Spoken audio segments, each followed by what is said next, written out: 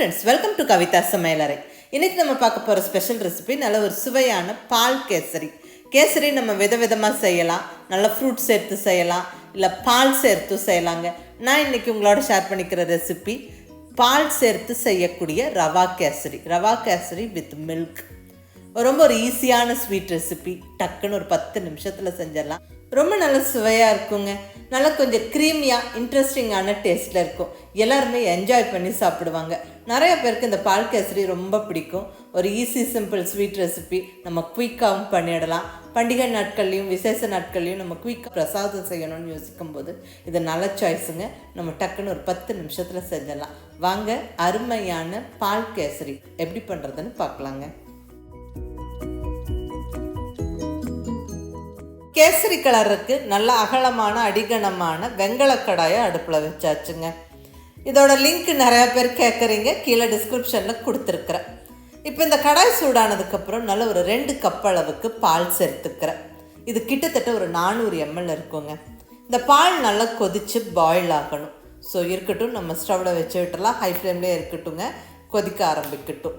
அந்த டைம் கேப்பில் நம்ம முந்திரி, திராட்சை, ரவை எல்லாம் வறுத்தரலாம். இன்னொரு கடாயை நான் ஸ்டவ்வில் வச்சாச்சு.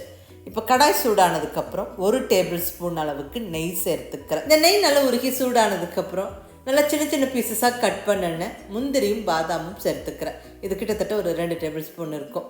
இது நல்லா வறுபடணும். முந்திரி பாதாம் ஒரு நிமிஷம் நல்லா செவக்க வறுத்ததுக்கப்புறமா திராட்சை சேர்த்துடலாம். இப்போ திராட்சையும் 1 டேபிள் ஸ்பூன் அளவுக்கு சேர்த்தாச்சு. இந்த திராட்சை நல்லா உப்பலாகி வர வரைக்கும் வறுபடணும். நல்லா இந்த முந்திரி திராட்சையில் நல்லா வறுப்பட்டுருச்சுங்க.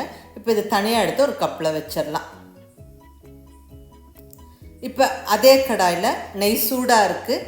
இப்போ இந்த சூடான நெய்யில் நம்ம 1/2 கப் அளவுக்கு ரவை சேர்த்துக்கலாம். இது கிட்டத்தட்ட ஒரு 100 கிராம் இருக்கும். ரவை சேர்க்கும் போது ஸ்டவ்வை சிம்மில் வச்சுருங்க, ஏன்னா ஏற்கனவே கடாயும் நெய்யும் சூடாக இருக்குது. இப்போ நல்லா சிம்மில் வச்சு விட்டுட்டு நல்ல ஒரு 2 நிமிஷம் வறுத்து விடுவோங்க.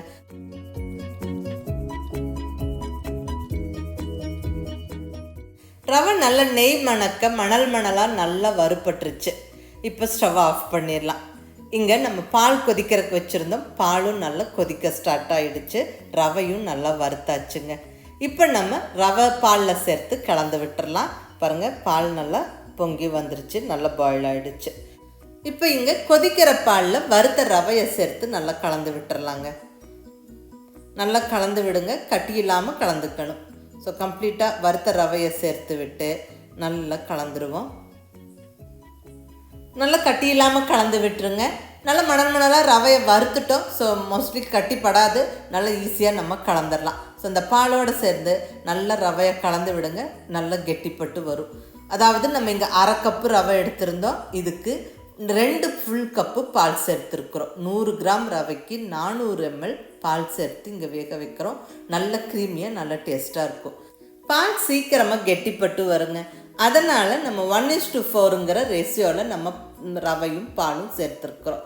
இது பர்ஃபெக்டாக நல்லா வெந்து நல்ல ரவை கெட்டிப்பட்டு வரும். ரொம்ப நல்லாயிருக்கும். இப்போ பாருங்கள், நல்லா அந்த ரவை கெட்டிப்பட்டு வருது. இப்போ இந்த ஸ்டேஜில் நம்ம சர்க்கரை சேர்த்துக்கலாம். 1/2 கப்புலேருந்து 3/4 கப்பு வரைக்கும் சர்க்கரை சேர்க்கலாம். உங்களுடைய டேஸ்ட்டுக்கு தகுந்த மாதிரி சேர்த்துக்கங்க. நான் இங்கே ஒரு 1/2 கப்பு சர்க்கரை சேர்த்துக்கிறேன். அந்த 3/4 கப்பு எடுத்திருந்தேன், அதில் கொஞ்சம் நிறுத்திட்டு மீதியை சேர்த்து விட்டாச்சுங்க. பால் சேர்த்து கேசரி செய்கிறோங்க. ஸோ சர்க்கரை கொஞ்சம் கம்மியாக இருந்தால் நல்லா தான் இருக்கும். இல்லைனா ஓவர் தித்திப்பாயிரும், திகட்டிடும் சாப்பிட்றதுக்கு. அது உங்கள் விருப்பம். உங்களுக்கு எப்படி பிடிக்குமோ அப்படி சேர்த்துக்கங்க. நான் இங்கே ஒரு 1/2 கப்பு சர்க்கரை சேர்த்துருக்குறேன். இது இனிப்பு சரியாக இருக்கும். பட் இருந்தாலும் உங்களுடைய டேஸ்ட்டுக்கு தகுந்த மாதிரி நீங்கள் அதிகமாகவும் கம்மியாகவும் சேர்த்துக்கங்க. அது உங்கள் விருப்பம். இப்போ நல்லா அந்த இலகுன சர்க்கரை மறுபடியும் எல்லாம் ஒன்று சேர்ந்து நல்லா கெட்டிப்பட்டு வருது பாருங்கள். நல்லா இப்படி கெட்டிப்பட்டு வந்துருச்சு. இப்போ இந்த ஸ்டேஜில் நம்ம ஏலக்காய் பொடி சேர்த்துடலாம். நான் இங்கே 1 டீஸ்பூன் அளவுக்கு சர்க்கரையோட பொடிச்ச ஏலக்காய் பொடி சேர்த்துக்கிறேன். ஸ்வீட் ரெசிபீஸ்க்குன்னு சர்க்கரையோட ஏலக்காய் பொடிச்சு வச்சுருப்பேன். அதுலேருந்து 1 ஸ்பூன் சேர்த்தாச்சு. ஏலக்காய் சேர்க்கும் போது அந்த ஸ்வீட் வாசனை ரொம்ப நல்லாயிருக்கும். இப்போ பாருங்கள், இலகுன சர்க்கரை நல்லா அந்த ரவை பாலோட ஒன்று சேர்ந்து நல்லா கலந்து நல்லா இப்படி கெட்டிப்பட்டு வருது. இந்த ஸ்டேஜில் நெய் சேர்த்துக்கலாம். நான் இங்கே 1 டேபிள் ஸ்பூன் நெய் சேர்த்துக்கிறேன். இந்த பால் சேர்த்து செய்யக்கூடிய ரவா கேசரிக்கு நெய் அதிகமாக தேவைப்படாது. ஜஸ்ட் ஒரு 1-2 ஸ்பூன் இருந்தால் போதும். நம்ம அழகாக கேசரி கலரிடலாம். இப்போ நல்லா கலந்து விட்டாச்சுங்க.